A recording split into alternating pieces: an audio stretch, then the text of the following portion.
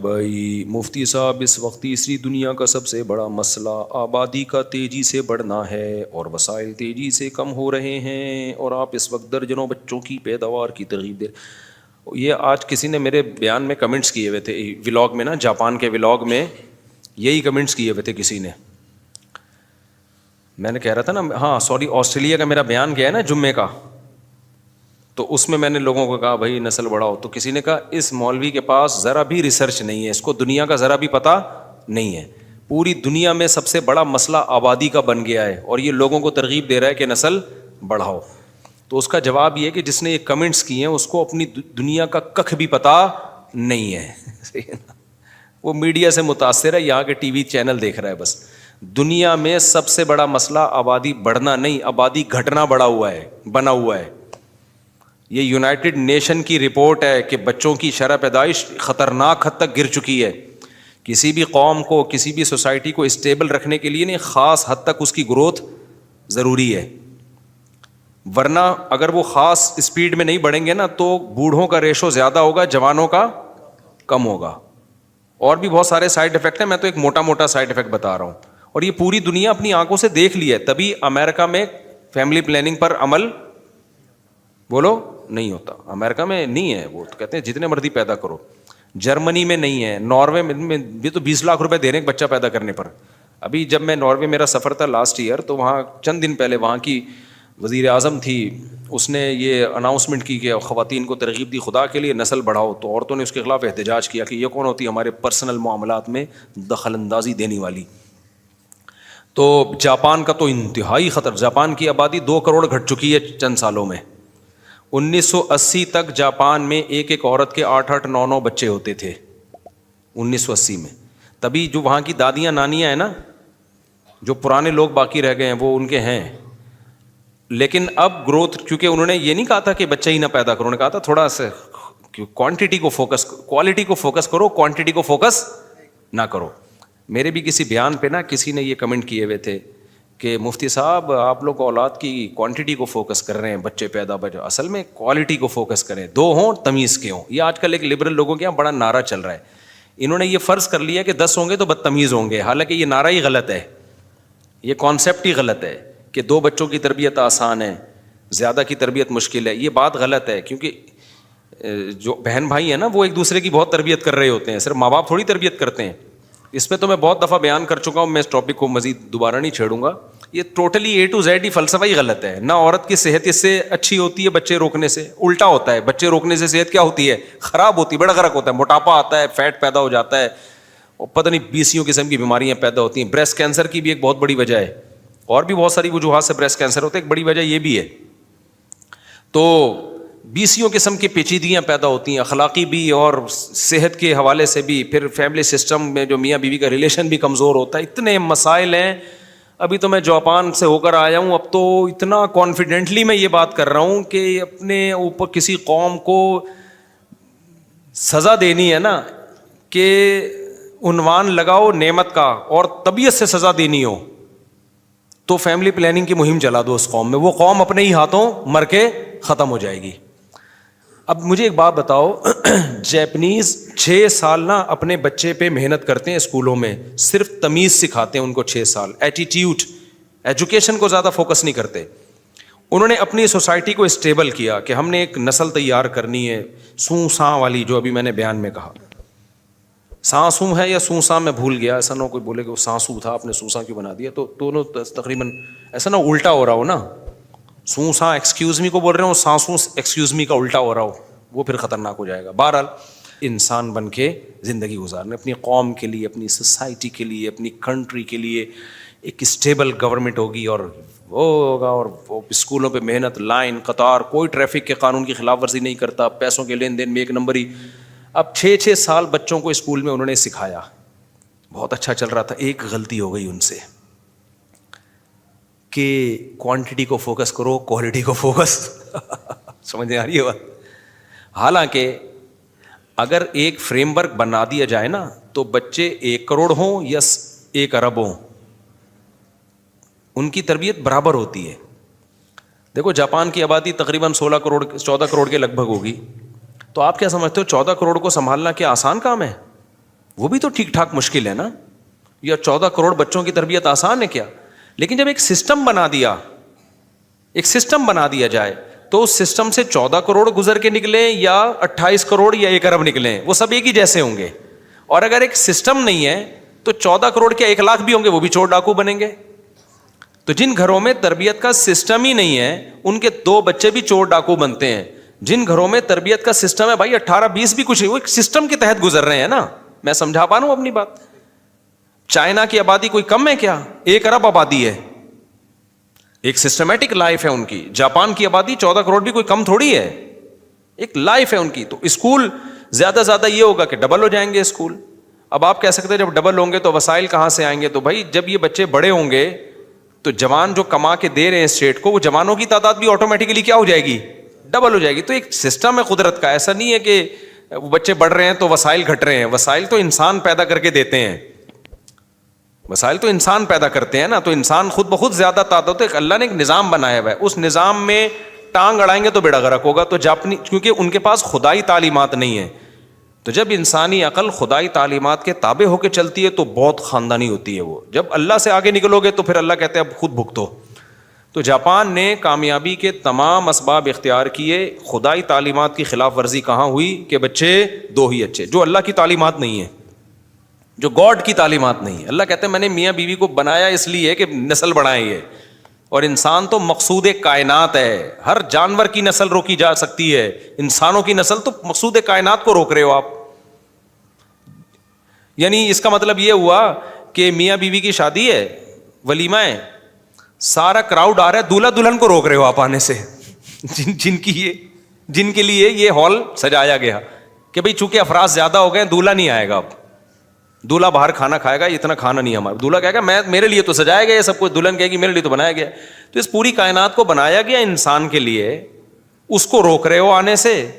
اور بکروں کی تعداد بڑھا رہے ہو، مرغیوں کی انڈے بڑھا رہے ہو. مرغیاں جو بیچاری مرغی جو 6 مہینے میں 10 انڈے دیتی تھی، اس کو ٹیکا لگا لگا کے 365 انڈے نکال لیے اس سے. تو ہر چیز، تو یہ تو مقصود کائنات ہے. تو یہاں چونکہ ان کے پاس خدائی تعلیمات نہیں تھیں، جاپانیوں سے بہت بڑی مسٹیک ہوئی. کوانٹٹی کو فوکس کرو، کوالٹی کو فوکس کرو، کوانٹٹی کو فوکس نہیں کرو. نتیجہ آپ کے سامنے، اتنا خطرناک نتیجہ ہے. وہ پاگل ہو گئے ہیں کہ یار نسل کسی طرح بڑھائی. پتہ ہے ایک بچے پر پاکستانی حساب سے 20 لاکھ روپے مل رہا ہے جاپان میں. اتنی سہولتیں ہماری گورنمنٹ، مجھے گورنمنٹ نے 1 ٹکا نہیں دیا ہے مجھے ایک بچے پہ بھی، 1 ٹکا نہیں ملا مجھے، سمجھ رہے ہو؟ بلکہ تانے ہی ملتے ہیں کہ آپ نے قوم کا بوجھ، قوم کے لیے دھرتی پہ جو ہے نا بوجھ بن گئے ہو آپ، اتنے آپ نے پیدا کر دیے بوجھ. حالانکہ یہ بچے ہم گورنمنٹ سے تھوڑی پیسے لے رہے ہیں، ہم کما کے کھلا رہے ہیں. 5 روپے بلکہ ٹیکس دیتا ہوں میں، اچھا خاصا ٹیکس جاتا ہے میرا. اور جب یہ بچے بڑے ہوں گے تو جیسے میں ملک کو کھلا بھی تو رہا ہوں نا بھائی، میری جو ارننگ ہے تو ملک بھی تو فائدہ اٹھا رہا ہے نا اس سے، تو یہ بچے بھی ارننگ کریں گے انشاءاللہ. یہ بھی تو، یہ تو افراد تو ملک کو دیتے ہیں، لیتے تھوڑی ہیں. کنٹری کبھی لوگوں کو نہیں پالتا، خوب سمجھ لو، لوگ کنٹری کو پالتے ہیں. آپ جو سمجھتے ہو نا آسٹریلیا میں علاج فری ہے، یو کے میں علاج فری ہے، وہ بھائی پاگل ہو یار، تم کیسی باتیں کر رہے ہو؟ آدھی تنخواہیں ٹیکس میں کٹتی ہیں، فری کدھر سے ہو گیا؟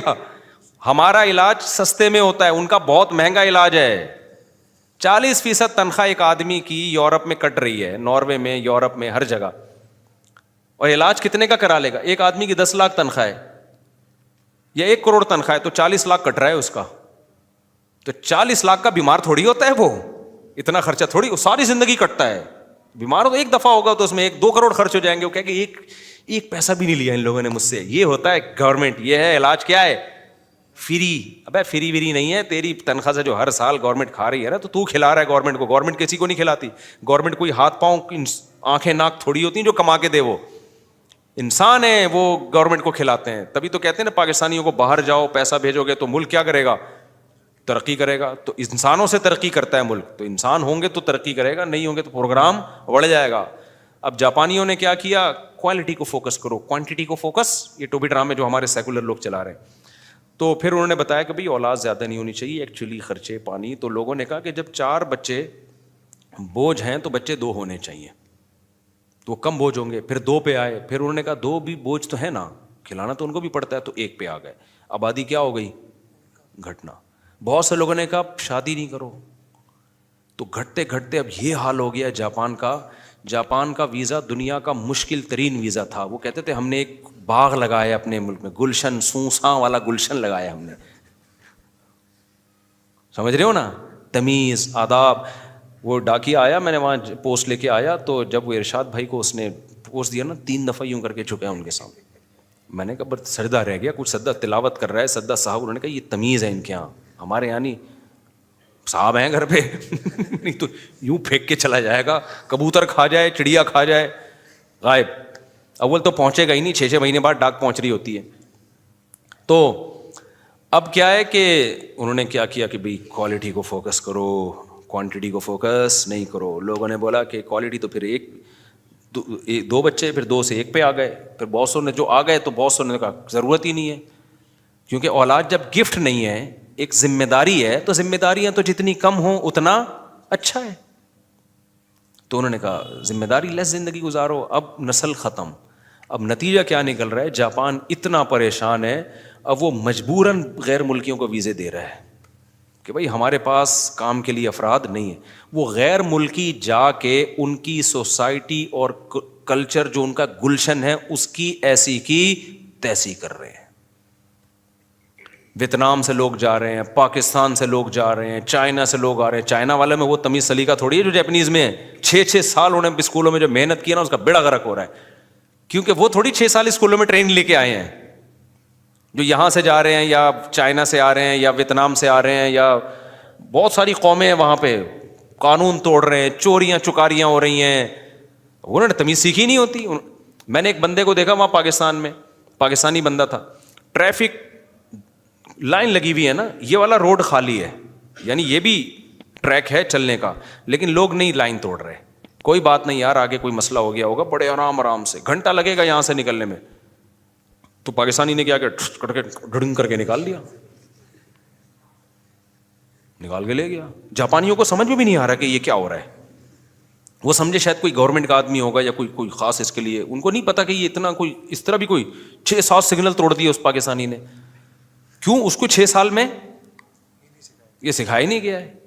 اس کو تو یہ بتایا گیا ہے یا اس نے دیکھا ہے اپنے باپ دادا کو کہ آگے پولیس والا کھڑا ہو تو ٹھیک ہے, نہیں کھڑا ہو تو سگنل کی کھمبا بھی توڑنا پڑے نا توڑ دو. ایک پاکستانی کو میں نے سمجھایا, میں نے کہا کیوں سگنل توڑ رہے ہو یار؟ اس نے کہا کیوں لائن توڑ رہے ہو؟ اس نے کہا یہ بیوقوف ہے, ہم تھوڑی بیوقوف ہیں, گھنٹہ لگے گا یہاں کھڑے ہونے میں. تو صرف پاکستانیوں کا نہیں ہے, آپ سمجھ رہے ہو کہ ہماری قوم ایسی ہے, بہت سارے ملک اسی طرح ہی ہیں, اور پاکستانیوں میں اچھے بھی ہیں, لا کو فالو کرتے ہیں, ڈسپلن کو, سارے برے تھوڑی ہوتے ہیں, اچھے برے ہر جگہ ہوتے ہیں, لیکن ان کی جو کئی سالوں کی محنت تھی اس کا بیڑا تو غرق ہو گیا. مجبور ہیں, ویزے نہیں دیں تو مصیبت, اب ویزے دیں تو کیا 6 سال ٹریننگ دیں گے اس کو وہاں جا کے. اور آپ کو پتا ہے یہ یونان میں پہلے ہو چکا ہے. یونان ہے نا یورپ کے کنٹریز میں, یونان کی جو اصل قوم تھی نا, کہا جاتا ہے مارکیٹ سے شارٹ ہو چکی ہے, کیونکہ انہوں نے بھی فیملی پلاننگ پر صدیوں پہلے عمل کیا تھا. ہوتے ہوتے دوسری قومیں اب یونانی کہلاتی ہیں. تو میں نے تو پہلے 15 سال پہلے پیش گوئی کی تھی کہ ہمارے جو پشتون بھائی ہیں, اور سیالکوٹ سے پنجاب کے لوگ بھی بہت جا رہے ہیں, پشتون میرا خیال ہے زیادہ ہیں واللہ عالم. تو آپ دیکھنا کہ چونکہ وہاں جمہوریت ہے تو کل کوئی اچکزئی جاپان کا وزیر اعظم بنے گا, کیونکہ گروتھ اب ہمارے جو پشتون بھائی ہیں ان کے 8-8, 9-9, 6-6 سب کے بچے ہیں, جیپنیز کے 1-2, اور یہ بھی ان کے ہو رہے ہیں جو شادی کر رہے ہیں, جو نہیں کر رہے ہیں ان کے یہ بھی نہیں. تو یہ 20-30 سال کی کہانی ہے, اس کے بعد جاپانی بڑھ گئے ٹھیک ہے نا, ختم. اور میں نے اور بھی دیکھا, یہاں سے پشتون لوگ گئے ہوئے ہیں, جیپنیز ان کے پاس جاب کر رہے ہیں. 6ٹی پاس لڑکا ہے, بندہ ہے جو پشاور سے گیا ہے, اور جو جاپانی جو ایجوکیٹڈ پڑھا لکھا وہ اس کے پاس آ رہا ہے, آفس میں جاب کر رہا ہے, یہ ان کو تنخواہ دے رہا ہے. تو نسل جب روکتا ہے نا, انسان اپنے ہی ملک میں غلام بن جاتا ہے. اس لیے تو نبی صلی اللہ علیہ وسلم کی ترغیبات ہیں, تزوج الودود الولود, ایسی عورت سے نکاح کرو تو کثرت سے اولاد دے. تو یہ اولاد کوانٹٹی میں بھی اچھی ہوگی, کوالٹی میں بھی اچھی ہوگی. جتنے بڑے بڑے علماء پیدا ہوئے, بزرگان دین, سب کے 8, 9, 6, 7 بہن بھائی تھے. اور میں نے وہاں تو پشاور والوں کو دیکھا, محمد ایجنسی کے لوگوں کو, ایک بھائی جاپان گیا, اس نے سب کو بلا لیا, سب کو اسٹیبل کر دیا. اگر وہ چھوٹے کا بڑا بھائی نہ ہوتا تو چھوٹا تو وہیں ٹھیلا لگا رہا ہوتا. ایک 8-10 بہن بھائی ہوں, ایک کامیاب ہوتا ہے تو سب کو لائن پہ لگا دیتا ہے, اور اس میں ایک کے کامیاب ہونے کا چانس زیادہ ہوتا ہے. جتنے افراد زیادہ ہوں گے تو ایک ہوتا ہے تو لائن لگا دیتا ہے وہ. تو 20 قسم کے فائدے ہیں بھائی. ایسے خاندان میں شادی کرو گے, ایسی عورت کو طلاق دینا مشکل ہوتا ہے, اس کے پیچھے خاندان ہے. تو جاپانیوں میں طلاق بھی آسان اور نسل بھی ختم ہوتی جا رہی ہے. وہ اتنے پریشان ہیں, ان کے لیے بہت بڑا مسئلہ بن گیا ہے. اور پھر اس کے آگے سائڈ افیکٹ کیا ہو رہے ہیں. چلو نسل کو ختم ہو ہی رہی ہے, جو بوڑھے لوگ ہیں ان کا میں نے جیسے بھی بیان میں بتایا, بیٹے بیٹیاں نہیں ہیں, اولادیں نہیں ہیں, ایک دو ہیں. وہ 3 دن بعد لاش کی بدبو سے پتہ چل رہا ہے کہ یہاں کسی بڑھیا کا انتقال ہو گیا ہے. تو کیا کرنا ہے ایسی ترقی کا میرے بھائی, کیا کرنا ہے ایسی ترقی کا. تو سارا تو ہمارے لوگ, افسوس کی بات ہے, ابھی تک دم ہلا رہے ہیں, کیونکہ ان کو ٹی وی میں دکھائے جاتے ہیں بچے 2 ہی اچھے. یہ تو شکر کرو مولوی تمہیں تمہارے فائدے کی باتیں بتا رہا ہے. مولوی میڈیا سے متاثر نہیں ہوتا, وہ قرآن و سنت کو لے کے چلتا ہے. اگر ہم نہ بتاتے نا تو تمہارا بھی پروگرام بڑھ گیا تھا.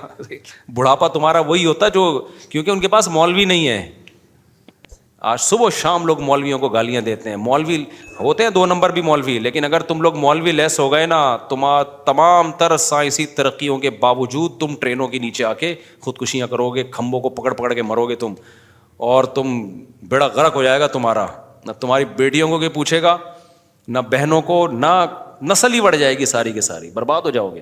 تو شکر کرو ایک ہی ڈھنگ کی چیز ہے تمہاری سوسائٹی میں, جس کو کیا کہا جاتا ہے, مولوی. اور پاکستان کے اور انڈیا پاکستان کے مولویوں کو دنیا میں سب سے برا سمجھا جاتا ہے. دنیا میں ٹریولنگ کرو گے نا تو پتہ چلے گا دنیا میں جتنا خاندانی کام انڈیا پاکستان بنگلہ دیش کے مولویوں کر رہے ہیں نا, دوسرے بھی کر رہے ہیں, اتنا خاندانی نہیں کر رہے. یہاں ایک ہی چیز ہے, مذہب بڑا خاندانی ہے, بڑی محنت ہے. تبلیغی جماعت ہے بھائی, پوری دنیا تبلیغی جماعت کی محتاج بن چکی ہے. آپ صبح و شام تبلیغ والوں کو گالیاں دو, گورا بھی دے گا, وہاں کے لوگ بھی گالیاں دے رہے ہوتے ہیں, جو اسکالر ہے نا, جو کہتے ہیں یہ دیوبندیوں کی جماعت اور روٹ پٹانگ قسم کی باتیں کر رہے ہوتے ہیں. بچہ جب بگڑتا ہے نا ان کا,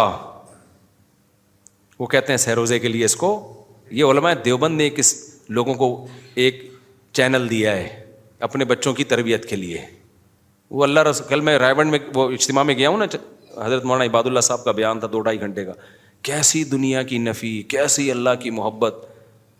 بھائی یہ چیز آپ کو مارکیٹ میں نہیں ملے گی. میں نہیں کہہ رہا دوسرے اسکالر کام نہیں کر رہے ہیں, بہت مضبوط بنیادوں پہ کام اللہ ان سے لے رہا ہے. یہی وجہ ہے کہ آسٹریلیا میں کوئی مفتی بنے گا نا, پتہ ہے کہاں جائے گا, وہ کسی دیوبند کے علماء کے کسی مدرسے میں جا رہا ہوگا, چاہے وہ یو کے میں ہو چاہے وہ ساؤتھ افریقہ میں مدرسہ ہو. یو کے میں بے تحاشا مدارس ہیں, لندن میں, فرانس میں میں نے مفتی دیکھے, کہاں سے پڑھے, کہہ رہے ہیں ہم یو کے گئے تھے مفتی بننے کے لیے. میں نے کہا یو کے میں آکسفورڈ یونیورسٹی میں مفتی بھی بنا رہے ہیں. انہوں نے کہا نہیں, وہاں پر مدرسہ ہے. کس کا مدرسہ ہے؟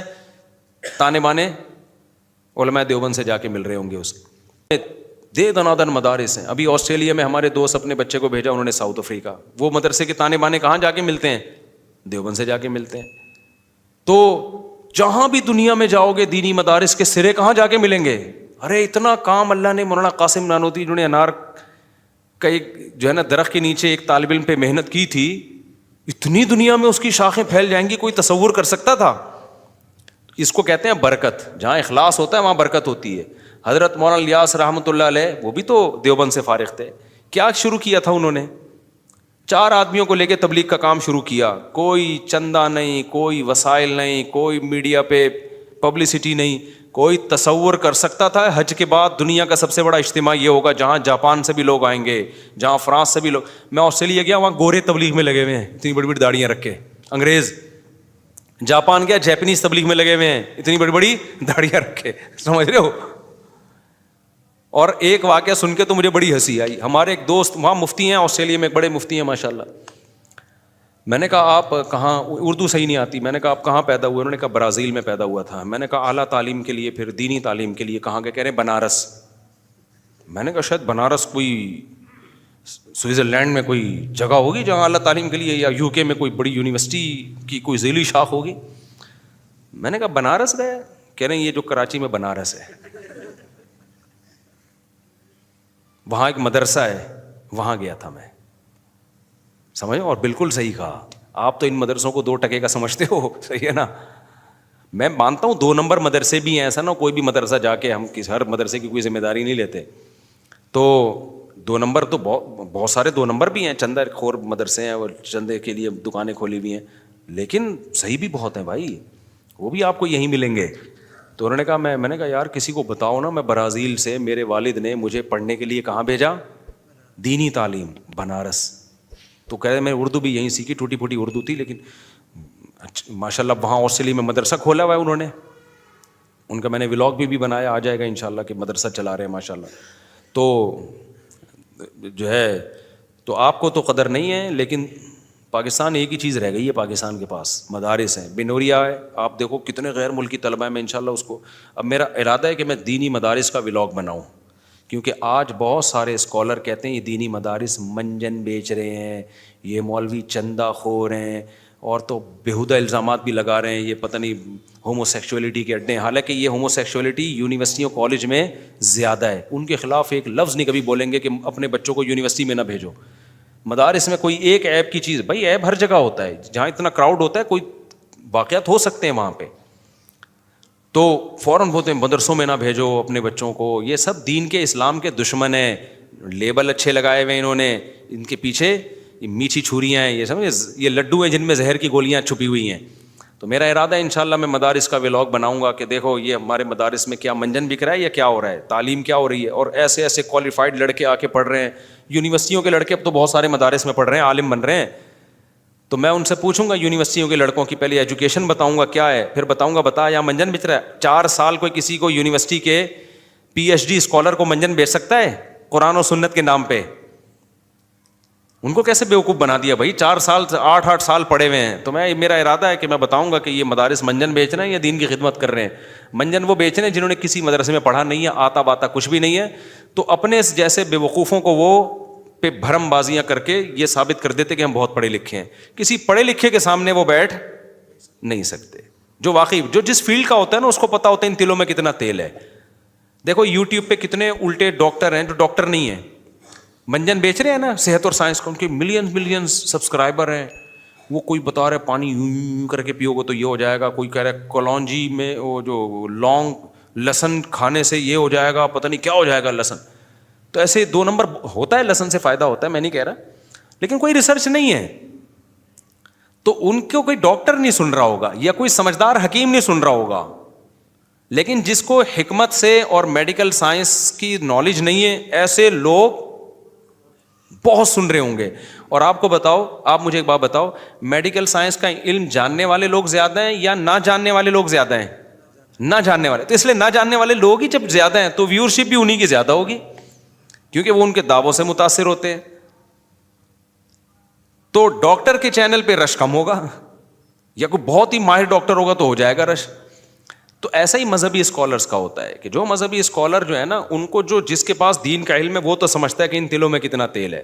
جو نہیں سمجھتے وہ دنادن لائک بھی کر رہے ہوتے ہیں, سبسکرائب بھی کر رہے ہوتے ہیں, اور نعرے بازی بھی لگا رہے ہوتے ہیں. تو ان سے متاثر نہیں ہو کرو, ہر فیلڈ میں اس کے ماہرین. تو دین کا علم جو آتا ہے نا وہ انہی جگہوں سے آتا ہے جہاں دین کا علم پراپر وے میں سکھایا جاتا ہے, اور ان کو دینی مدرسہ کہا جاتا ہے. برف ملے گا برف والے کے پاس سے, تکے ملیں گے تکے والوں کے پاس, دال ملے گی جو دال کی ریڑھی لگا رہا ہے. تو علم ملے گا جہاں جو مدرسے ہیں, تو وہیں سے آپ کو علم ملے گا, اس کے علاوہ کہیں علم نہیں ملے گا. یہاں ایک مشہور اشکال ہے, لوگ کہتے ہیں کیا دین کسی کی اجارہ داری ہے کہ ہم صرف مولویوں سے سیکھیں؟ قطعاً اجارہ داری نہیں ہے. یہی وجہ ہے کہ ہم نہیں کہتے کہ صرف ہم مولوی بن سکتے ہیں, آپ بھی بن سکتے ہو بھائی, کس نے منع کی ہے؟ اجارہ داری کسی کی بھی نہیں ہے. مدرسوں میں نہ قوم دیکھی جاتی ہے کہ کس قوم کا ہے, ہاں دماغی تھوڑا سا ٹیسٹ لیا جاتا ہے کہ پڑھنے کے قابل بھی ہے یا نہیں, ایج دیکھی جاتی ہے, ایسا نہ ہو 90 سال میں علم حاصل کرنے آ رہا ہو تو بڑی محنت ہوتی ہے. لیکن کسی کی اجارہ داری نہیں ہے, سب آ سکتے ہیں دین کا علم حاصل کرنے کے لیے. ہم سے جو پڑھنا چاہے ہم اس کو مدرسوں میں بیٹھ کے الحمدللہ پڑھائیں گے, اجارہ داری کسی کی بھی نہیں ہے.